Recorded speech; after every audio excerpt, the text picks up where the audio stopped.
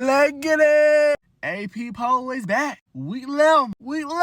Now, I'm going to be real with y'all. I don't know how in the hell Cincinnati is still ranked after that debacle they had last night. They got dog walked by Utah 45-14. I don't understand it, bro. You know what I'm saying? They struggled mightily. I know they only got one loss in conference play in the Big 12, but they should not be ranked in the AP poll after that debacle they just had. Respectfully, they should be unranked when we look at this, obviously, this new poll. Washington's a team I've been telling you about with DeMond Williams that's been having a really good year. Obviously, those are a team that's just continuing to play at a high level. We're going to find out over the last stretch, obviously, the Big Ten play, if they can continue to win big games. Obviously, some big ones coming up for the Huskies, man. But 24, I don't mind them being ranked there. I think they've played some good ball. I played some tough teams, man. Had a tough loss to Michigan earlier in the year, but a pretty good football program, to say the least. Tennessee's another team I don't understand. No disrespect to the Vol fans. Like I said, I respect y'all. I like Tennessee, but I don't think they should still be ranked. Third loss in the SEC. I know they were all ranked teams, Georgia, Bama, Oklahoma, but at the same time, that's 3 losses in the SEC. I don't think they should be ranked humbly, after obviously that loss. Memphis obviously got back on track with that big win over obviously South Florida. Looks like the team is right in the running, humbly in my opinion, for obviously a playoff spot coming out of obviously the Group of 5 power conference team. You know what I'm saying? I think they should be in that conversation. We'll see what happens. Big games coming up with Navy. Obviously, North Texas looks good at 8-1 this year. It'll be very intriguing, to say the least, to see what happens there. Michigan, you know how I felt about the Wolverines. I like their ability to run the ball. Justice Haynes has been phenomenal this year. Just got to be able to uncork Bryce Underwood a little bit more. Uncork him a little bit more. You got everything ahead of you. Michigan got a chance now. We know what you do against Ohio State. That's the last game of the season. Of the regular season at least. That could be a great opportunity coming up for Michigan in order to kind of just mess up, just tear up, obviously, the rankings and everything like that, man. So we're going to see, but big opportunities coming up for the Wolverines. USC, great win. Obviously, unfortunate news for Nebraska, who's probably done. They are bowl eligible, but they just lost their quarterback, Dylan Raiola, to a broken fibula, so he's out for the season. Will miss the rest of the time. But great win for USC on the road. Still giving up a lot of yards. Still giving up, obviously, letting teams run on them pretty good. We seen that with Nebraska yesterday with Emmett Johnson, but you got to be better there. But for USC, you won in a different way, which I think was very important for them moving forward. You won in a different way, and you did what you needed to do to come out on top, man. So for USC, some real good building blocks moving forward. And it wasn't Jaden Mayava's best game. He was 9 for 23 in this game. You leaned on the ground game with Keem Miller, which was crucial for you. And you showed, like I just said, you can win in different ways. Very important. All right, Mizzou, they're going to be a team to watch. They got a big game coming up, obviously, this week, man. No Bo Perbula. We'll continue to see the status on him, moving forward. But how will Matt Zales look? Will he be your starting quarterback, or will you look in a different direction as far as your starter? But big game coming up, obviously, for the Tigers, who will host the Aggies, I believe, this upcoming week. So a big game coming up in the SEC. Now, my Hurricanes, man, look, it could be way worse. I'm going to be ho-hum on this one because 18 is not a bad spot for us to fall 8 spots, previously ranked number 10.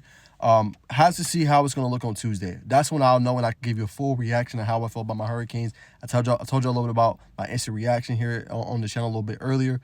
Hard to say. You know what I'm saying? I still feel like we have stuff out in front of us. We're going to need some help. But we'll see what happens on Tuesday for my Hurricanes. Utah, you made the argument that Utah should even be higher than what they are. They do have 2 losses, obviously, overall. You know what I'm saying? But their team, they're winning games, man. They're winning crucial games at that as well. I mean, that win this past week over Cincinnati was huge for them in order to kind of maintain and stay in that race. So big time coming up for them, man. Can't wait to see what happens. But you can make the argument they should be even higher on this list. Yellow Jackets at number 16. Y'all know how I felt about them. I thought it could have been way worse, man. They could have fell to 20, 21, 22. But 16, I said probably around the 15 to 20 range. 16 is not bad for Georgia Tech, man. Still have everything out in front of them, as Coach Key said. You know what I'm saying? And they just got to lock in. 3 games left. You know what I'm saying? Lock in. If you win 2 of those 3 games, I think you make the NCAA, or you make the college football playoff, I should say. I think they're in prime position, man. There's some rumors, some chatter going around about Brent Key and Penn State and interviewing for the job. I've been hearing a lot about that. Hopefully they'll be able to lock in. Again, at the end of the day, it's just rumors. I'm not confirming. I'm just hearing what I've heard on the streets. We'll see, obviously, what happens if anything comes to fruition with that. But nonetheless, man, Georgia Tech has a full season. Not a full season, but they have 3 games left to prove they should be in the CFP. Pittsburgh and Georgia are going to be the 2 games I got circled. Big opportunities for the Yellow Jackets. Now, Vandy at 15. They did make that late comeback, 205 yards in that fourth quarter. I feel like Texas kind of let off that gas pedal a little bit, but they were getting dominated in that game. 15 feels a little bit too high for me for the Commodores. I feel like they should be a little bit lower, in my humble opinion. Good football team, but they really did get smoked by Texas until the fourth quarter when they let off the gas. I'm going to say like around 20, I think Vanderbilt should be. 2 losses in the SEC, that's where I have them ranked at. Louisville survived, obviously, against Virginia Tech, was able to get it going in the second half. Credit to them being able to run the football at a high level. Keywan Brown, Isaac Brown, and they was able to overcome Virginia Tech, who had upset on their mind, man. So Louisville, team to watch moving forward. They got Clemson this week. Clemson has not looked good, but at the same time, man, that's going to be a tough game. Clemson got to go to Louisville. Keep your eye on that one, man. I feel like Clemson, even though they give up a lot of points to Duke, that could be a sneaky game for Louisville if they don't take them serious. Now at 13, you have Texas. Texas, I think, rightfully deserved. I told y'all. Everybody looking at me crazy. I told y'all. Arch found something, bro. He found it in that Mississippi State game when they came back. Those are kind of opportunities and things that happen that changes your season. I think that changed Texas' season. 1 loss in the SEC. You know what I'm saying? He threw in that game for like over 300 yards and 4 touchdowns. Came back from 38-21 before he got hurt. The league is in trouble. I'm telling y'all. And they got a bye week this week. Then they play Georgia. If Arch keep playing how he playing, I'm taking them to beat Georgia. Watch the hell out for the Longhorns. Number 12, Virginia did enough, right? Did enough what you needed to do. Created turnovers. Cam Robinson ends the game for you at the end with the pick 6. Interception return for a touchdown. He's one of the best players, best linebackers, I think, in the country. Nobody talks about him enough. He's special. They was able to run the ball with Jamari Taylor, who had 2 touchdowns in that game. Chandler Morris did everything you needed him to do to come out on top. Really good game, good win on the road against a really good California team and a really good offense, obviously, for the Golden Bears, man. So Virginia going to be a team to watch. Got Wake Forest this week. They got trounced by Florida State 42-7, but that's going to be a game to watch for this week with an upset-minded Wake Forest on the docket. Oklahoma, big win, must-have a game against Tennessee. Obviously, this past week, you had to win that game. Defense did enough in that one. They did give up a lot of yards, but at the end of the day, Oklahoma, you came out on top. John Mateer made enough plays. You got enough from the running game in this one for once, and you made big plays down the field. Big win for Oklahoma. I like them at 11. Notre Dame, big game this week. They're not ranked, but you play Navy. They just suffered their first loss to North Texas. Notre Dame, you got to do what you got to do. Jeremiah Love looked good. 95-yard rushing touchdown last week against Boston College. Looks like the real deal, man, for the Fighting Irish. Should be, obviously, a big game against Navy. Should be able to handle business. Now, we're going to do this one, a joint. BYU, Lubbock, Texas. Number 8 versus number 9. Top 10 matchup in, obviously, college football, man. It's going to be a good one this upcoming week, man. Texas Tech, BYU. Texas Tech with another big win. Continue to churn out big wins. I cannot wait to see who comes out on this one. Brett Buckmeyer on one side. You got Brandon Morton on the other side. Really good defensive team with Texas Tech and their ability to get after the passer and the rusher or to be able to rush the passer.